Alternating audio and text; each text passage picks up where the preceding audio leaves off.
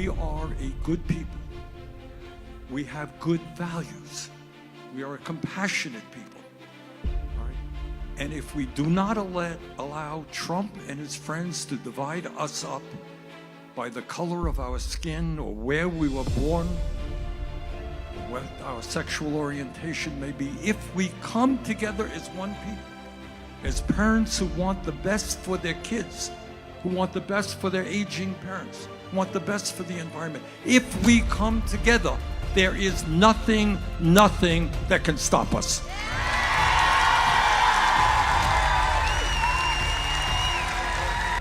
To give $1 trillion in tax breaks to the top 1%, and then in the same bill throw 15 million Americans off the health care that they have.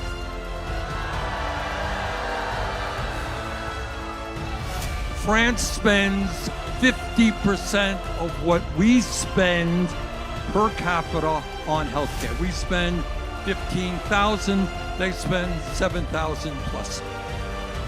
So why in God's name can France provide health care to every man, woman, and child without out-of-pocket expense, spending half as much per capita as we can? If they can do it, we can do it. We all know why we are here. And we are here this evening to make sure that Brian Poindexter wins the primary election on Tuesday.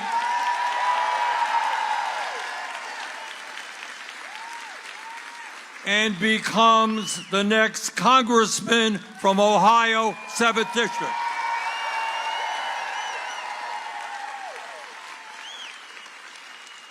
Before I get into my remarks, I want to pick up on a point that Brian made, talking about his own background. So let me say a word about my background and tell you why what Brian was saying is so very important. He knows where he is, he knows where he came from, and he knows where he wants to be. And I had a very similar experience.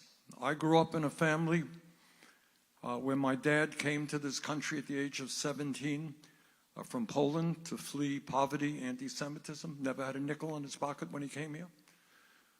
He worked hard his whole life, never made any money. We lived in a 3.5-room, rent-controlled apartment in Brooklyn, New York.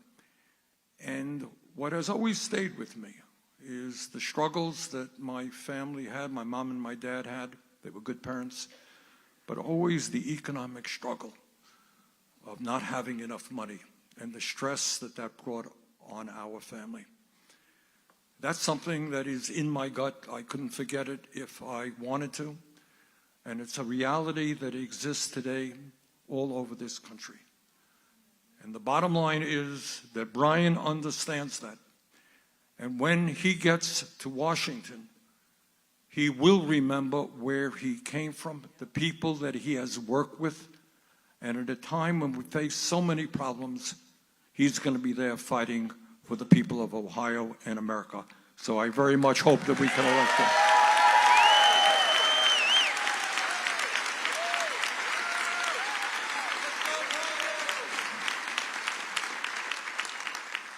What I want to do this evening is do something very radical for a politician, and that is to tell you the truth. How's that?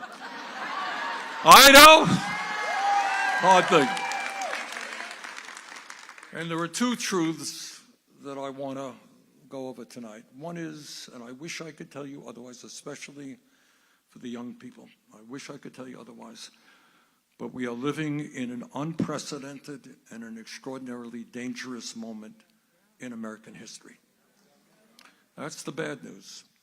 But the good news is, and I'm so proud of this, I have had the opportunity to be in every state in America, and I have spoken to God knows how many people, hundreds of thousands, maybe millions of people, met people in every state. We are a good people. We have good values. We are a compassionate people, all right?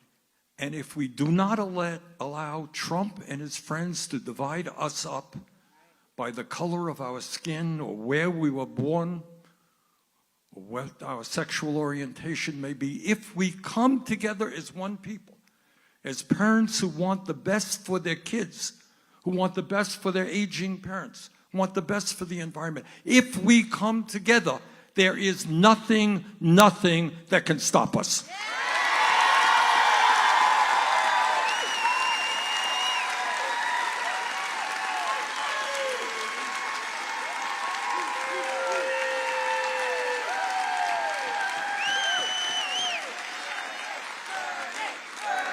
No. It is not Bernie, it is you. I'll do my job. We all have to do our jobs. So let me start off by telling you a little bit about what you're not going to see on TV or hear very often in the halls of Congress.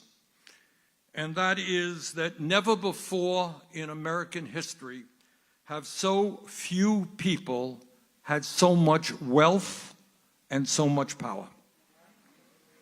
Today, in our country, we have more income and wealth inequality than we've ever had before. You remember the Gilded Age? Much worse today. Today, the top 1% now owns more wealth than the bottom 93%. Now, you want to hear something really crazy? You got one man, Elon Musk, who now owns, listen to this, more wealth than the bottom 53% of American households combined.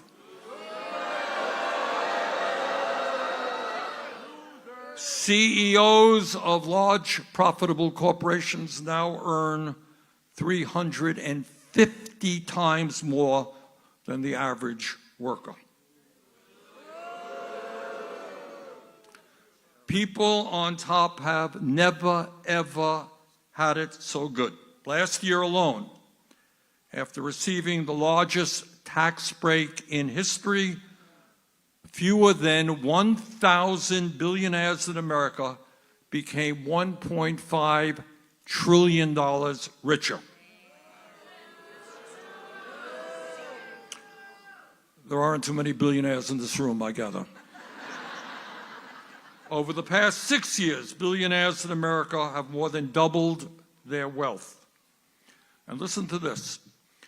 According to the Rand Corporation, not exactly a socialist operation, over the last 50 years, there has been a $79 trillion redistribution of wealth from the bottom 90% to the top 1%.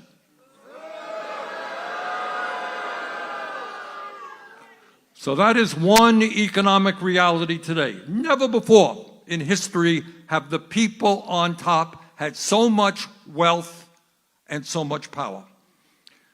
But there is another economic reality that unfortunately many of you are more than aware of.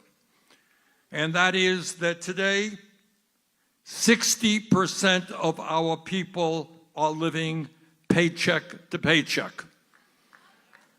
Everybody know what living paycheck to paycheck is about. I grew up in a family living paycheck to paycheck. Many of you are experiencing that right now. What does that mean? It means that families are living under enormous stress. Mom or dad have to figure out how they're going to pay the rent, how they're going to pay the mortgage, how they're going to buy groceries, and what happens if somebody gets sick. How are you going to afford to go to the doctor when people have, in some cases, no health insurance or have very large deductibles? And what happens if your car breaks down and you can't get to work and you can't afford $1,000 that the mechanic is going to charge you? And what happens if your landlord raises your rent by 20%? You got to take your kid out of school. Where do you go? And all over America, that is what people are dealing with every single day in the richest country on earth. Millions of our people are desperately struggling just to pay for the basic necessities of life, while the people on top literally do not know what to do with their money. How many bloody yachts do you need?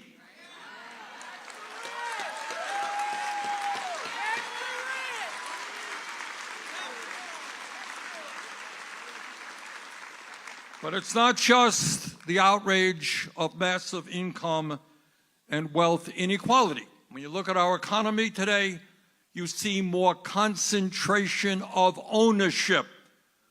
Well, profits on Wall Street and corporate America saw a handful of giant corporations dominate sector after sector: agriculture, transportation, energy, financial services, you name it. And when you have that kind of concentration of ownership, you got monopolies, you got price fixing, and we end up paying much higher prices than we should.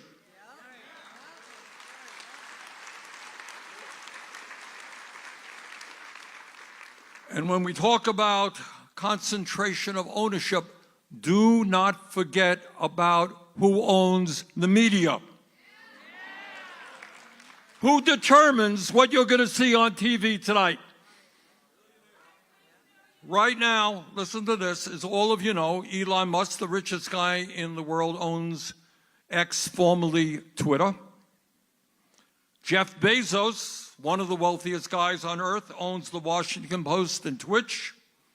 Mark Zuckerberg, one of the richest guys on earth, owns Meta, which includes Facebook, Instagram, WhatsApp, Messenger, and Threads. Rupert Murdoch, a multi-billionaire.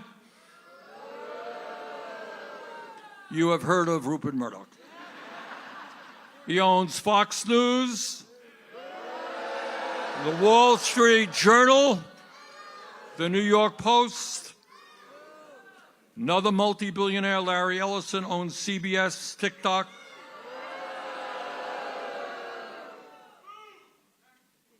But it's not just income and wealth inequality. And it's not just concentration of ownership and control over the media. In America today, the billionaire class is hell-bent on owning our political system as well. You know, I come from a very small rural state. And in Vermont, in early March, we have town meetings. You got towns of 200, 300, 500 people coming out. And they go to a local town hall and they argue about how much they should spend on the roads, how much they should spend on the schools, et cetera, et cetera. They argue, and then somebody says, all right, how many people, raise your hand if you want this, raise your hand if you want that. And that's what happens. It's called democracy.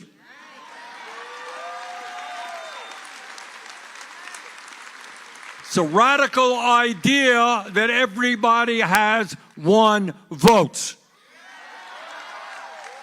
But that is not where we are today in our corrupt political system. As a result of the disastrous Citizens United Supreme Court decision, billionaires are legally able to spend as much as they want on political campaigns through their so-called super PACs. In other words, it's not complicated. You're a multi-billionaire, you like that candidate, you want to defeat that candidate, you put a few $100 million into a super PAC, it's coffee money for you. They run ugly 30-second ads and life goes on. You win, you beat your opponents. All right?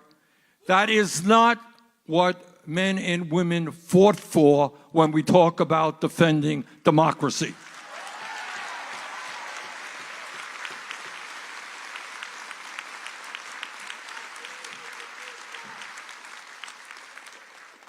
Then we have our president.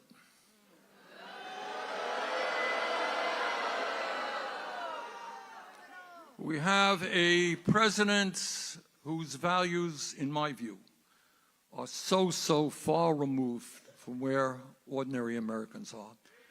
He is a pathological liar. He is an authoritarian who wants more and more power in his own hands. He is somebody who virtually every single day undermines the Constitution of the United States and the rule of law. He is a president who has, in an unprecedented and illegal way, created his own domestic army called ICE. A president who threatens the media and our freedom of speech and assembly, and who literally wants to arrest or imprison political opponents who stand against them. We have a president whose value system is such that he thinks that it's all right to give $1 trillion in tax breaks to the top 1%, and then in the same bill throw 15 million Americans off the health care that they have. And then we have a president who several months ago, in the middle of the night, started an unprovoked and illegal and unconstitutional war. A war which has not only led to the deaths of 13 members of our military, but thousands of civilians in Iran, in Lebanon, and elsewhere. And that is why, as soon as possible, we must end this illegal and unconstitutional war.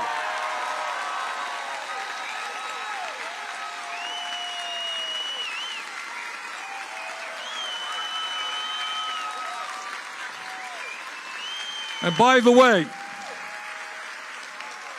way, this is increasingly becoming a bipartisan issue. You talk to Republicans out there and you ask them that when at a time they can't afford to fill up a tank of gas, when they can't afford food or health care, do they want us spending tens and tens of billions of dollars bombing civilian neighborhoods in the Middle East? And I'll tell you where we are beginning to make just a little bit of progress, simply responding to where the American people are. The American people are saying loudly and clearly no to the war in Iran and no to more military funding for the extremist government of Israel.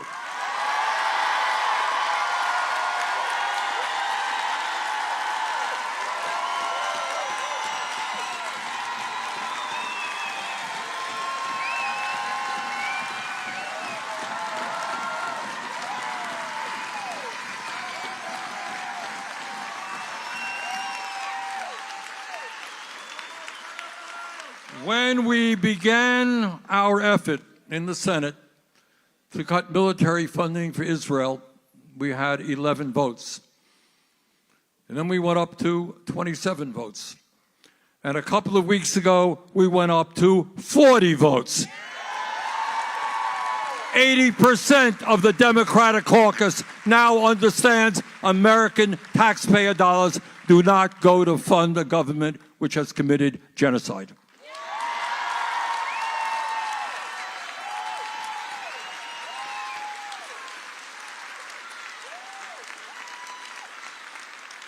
But it's not only the militarism of Trump that we've got to worry about. We've got to worry about another issue that I fear is not getting the attention that it deserves. Right now, our billionaire friends, Mr. Musk, Mr. Bezos, Mr. Zuckerberg, Mr. Ellison, and others are spending hundreds and hundreds of billions of dollars developing artificial intelligence and robotics. Mr. Bezos himself, just recently, is now working on creating a $100 billion fund to, quote unquote, automate factories in America and abroad. Do you all know what automating factories means? It means ending working class people making a living in manufacturing. That's over if Bezos gets his way. But it is not just manufacturing. We're looking at a moment where there are driverless vehicles all over the country, And if we don't figure this one out, we're going to lose millions of decent-paying jobs in transportation. We are very worried about what we're already seeing. Many young kids graduate college and looking to find an entry-level job. Increasingly, it is harder for them to find that job. We're looking at another issue where many young people today are increasingly emotionally hooked on a quote-unquote relationship with an AI bot. And we worry, psychologists worry, about the increased isolation that many of our kids are feeling from other human beings as they spend more and more time on their screen, resulting, by the way, in lower cognitive capabilities, lower reading scores, etc. And then on top of all of that, there's an issue that I just had a meeting on the other day in D.C., and that is you have scientists worried about the existential threat of what happens if AI becomes smarter than human beings and decides no longer to follow human control. Now, we once thought of that as a science fiction movie, right? Well, some of the leading scientists of the world think not. So we got, bottom line there is we got a whole lot of issues that we as a nation have got to deal with. This is tough stuff. But the reason that Brian is running for Congress is that all over America, people increasingly understand. I don't care if you're a conservative Republican or a socialist or a moderate, whatever you may be. They understand that the system today is not working.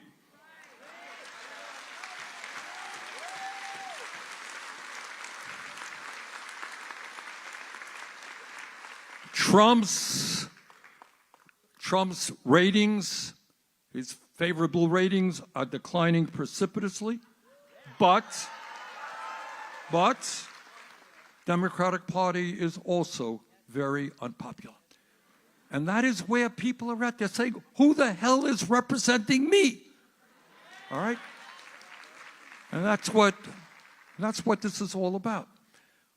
What we are trying to do, and I want to, after giving you all of this bad news, and my wife always tells me we should hand out Prozac before I speak, mass depression.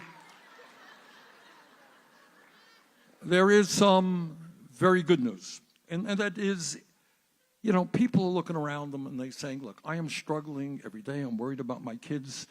I got, you know, my mom who's 85 is going to a nursing home, can't even find a nursing home that treats her with care. Got another parent who's sick, can't afford to go to the doctor, all of that stuff. People increasingly despise Trump. They don't have confidence in the Democratic Party. So what we are trying to do, with I think some success, and with Brian's help, what Brian's campaign is about, is build a new political movement in this country.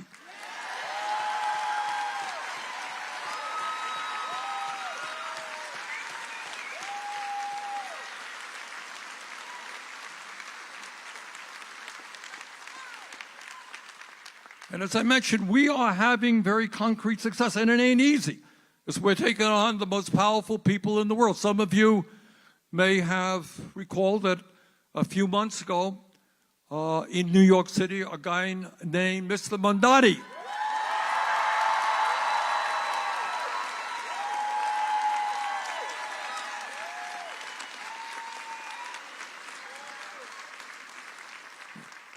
Zoran took on the Democratic establishment, took on the Republican establishment, took on the President of the United States, took on all of the oligarchs, and there are many in New York City. And you know what he did? He put 90,000 people out on the streets knocking on doors.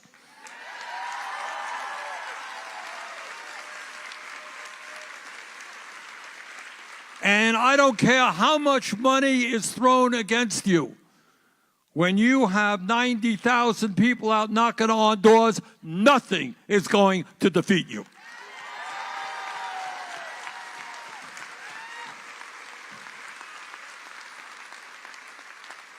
And just Last month, a young woman who I have known for a long time, she worked on one of my presidential campaigns, Ana Lilia Mejia. She started off from New Jersey. Nobody knew she ran for Congress. Nobody knew who she was, almost completely unknown. She was a labor organizer, a community activist. She put together a strong grassroots campaign. Today, she is the congresswoman from that district.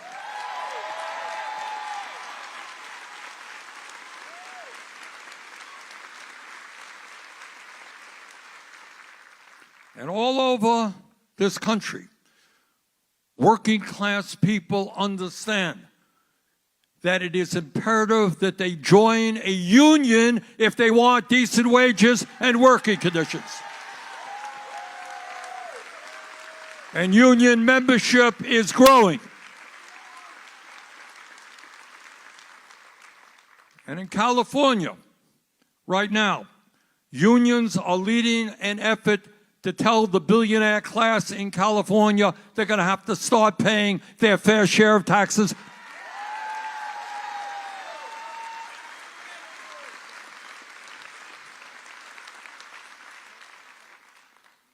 So I think what you're seeing all across this country are people really saying enough is enough. All right? That in the richest country on earth, we should not have the highest rate of childhood poverty of almost any major country. In the richest country on earth, 20% of our seniors should not be having to try to survive on $15,000 a year or less.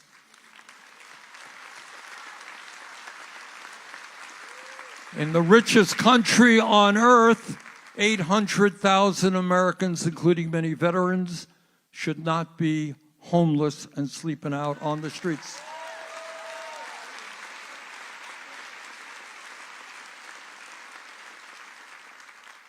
Now, what the ruling class of this country, what the oligarchs want you to believe, and they do it in every way possible. They do it through the media, they do it through politics. Basically, they tell you, look, hey, you know, I know things are tough, but really can't you? We don't have the money to do anything. We just can't do it. I'll tell you one example, just came to my mind because a friend of mine told me this. Just to give you an example. A friend of mine's daughter works in Paris, France, and she recently had a baby, and the baby had some complications, was in an ICU for 2 weeks. Paris, France. Do you know what the bill was for that woman, that family, when they got out? It was zero. France spends 50% of what we spend per capita on health care. We spend $15,000, they spend $7,000 plus. So why in God's name can France provide health care to every man, woman, and child without out-of-pocket expense, spending half as much per capita as we can? If they can do it, we can do it.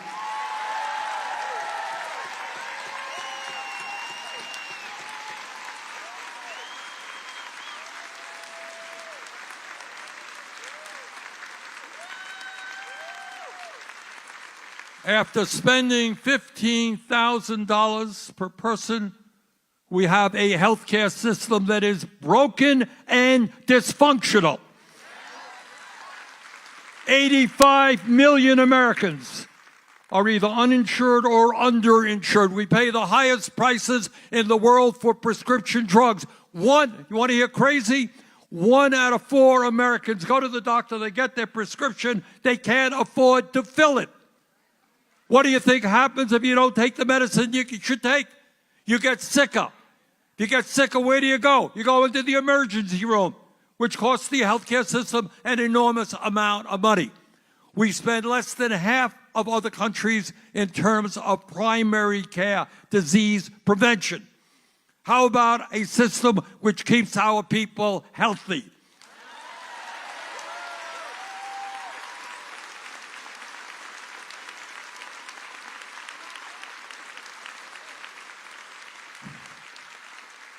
This is the richest country on earth. And yet, despite spending so much on healthcare, our life expectancy, how long we live, is shorter than virtually every other major country.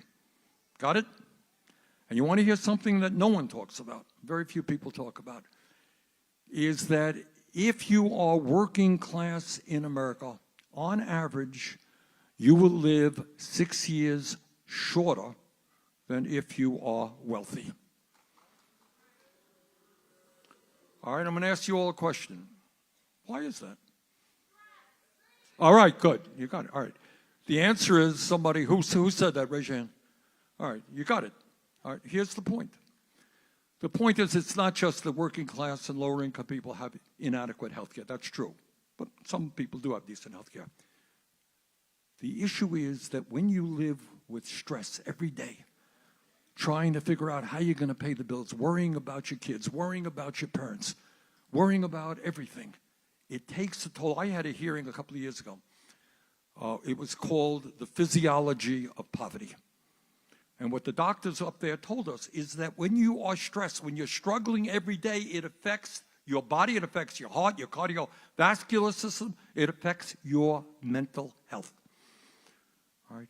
It is not too much to ask that in the richest country on the history of the world, that we provide a decent standard of living and decent quality health care for all of our people so that we can live long and productive lives. Okay? Maybe instead of dropping bombs in Iran, we should focus on how we expand our life expectancy.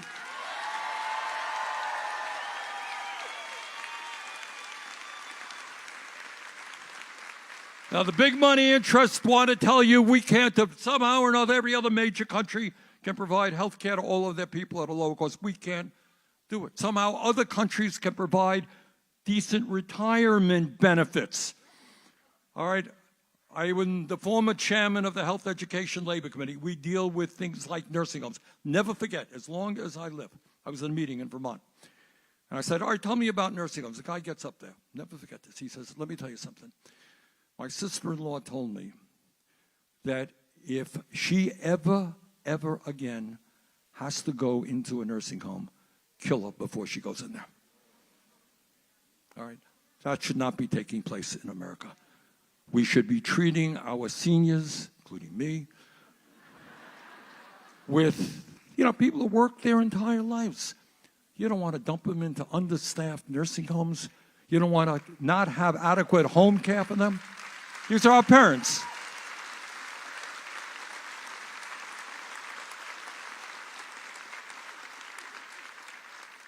"30, 40 years ago, workers in America, many workers, had what was called a defined benefit pension plan. You all know what that is? What that means is you knew, stock market goes up, it goes down, doesn't matter. You knew what you were going to get every month. Part of the benefits you accrued as a worker. I want every worker in America to have a decent, defined benefit pension plan.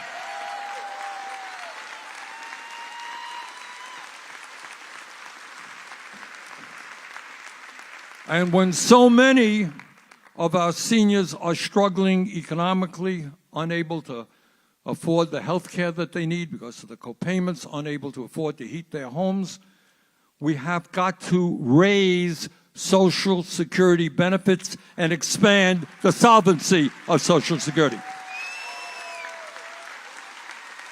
And you know how you do that?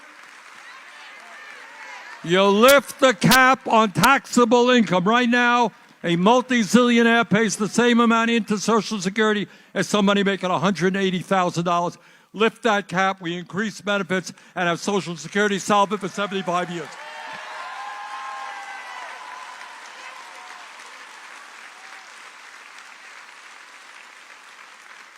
And as Brian mentioned, we have got to raise the minimum wage to a livable wage. Nobody who works 40 hours a week should live in poverty. Here in Ohio and in Vermont and all over this country, we got a massive housing crisis. Do you know how many people we could put into good-paying union jobs, building 7 million units of low-income and affordable housing, hundreds of thousands of good-paying jobs?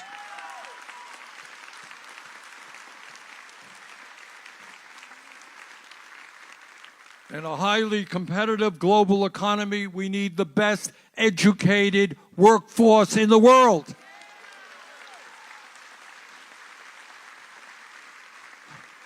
Right now, you got childcare workers making minimum wage. We need to have decent paying workers who work in childcare should earn decent wages. We should have, as New York City is beginning to implement under Mamdani, free universal childcare.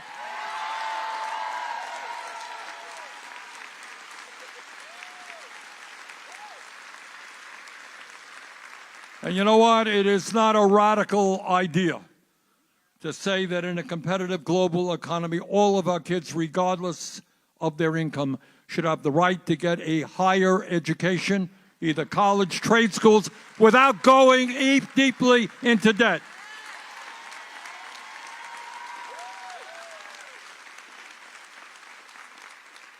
Now, when I say these things, the establishment people, right wing, I get attacked for being a far left commie.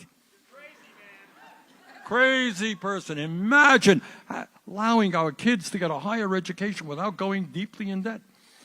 It's so radical, it's unthinkable. Well, to my mind, I disagree just slightly. I'll tell you what I think is radical. I think it is radical to give $1 trillion in tax breaks to the 1%. I think it is radical to throw children off of SNAP programs, which I think it's radical to cut funding for education and housing and other basic needs.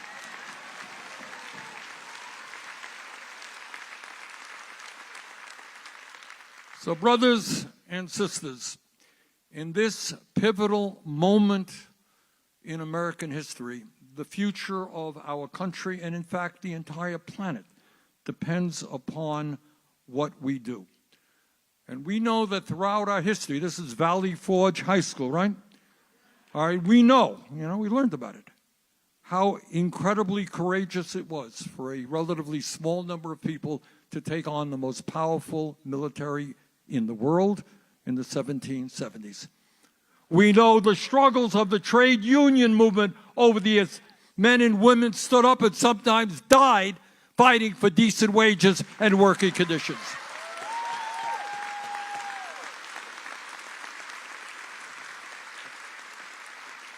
We know the struggles of the suffragettes fighting to make sure that women in America were not treated as second-class citizens. We know about the struggles of the abolitionists and the civil rights movement to end racism in this country.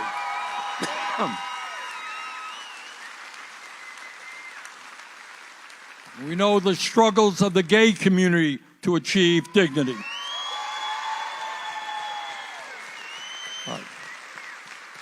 And every moment in history, all of those moments, a small group of Americans back in the 70s, taking on the most powerful military in the world. Give me a break.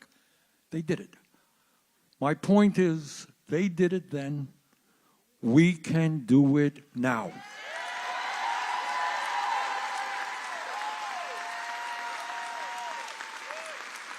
So brothers and sisters, we got a lot of work in front of us.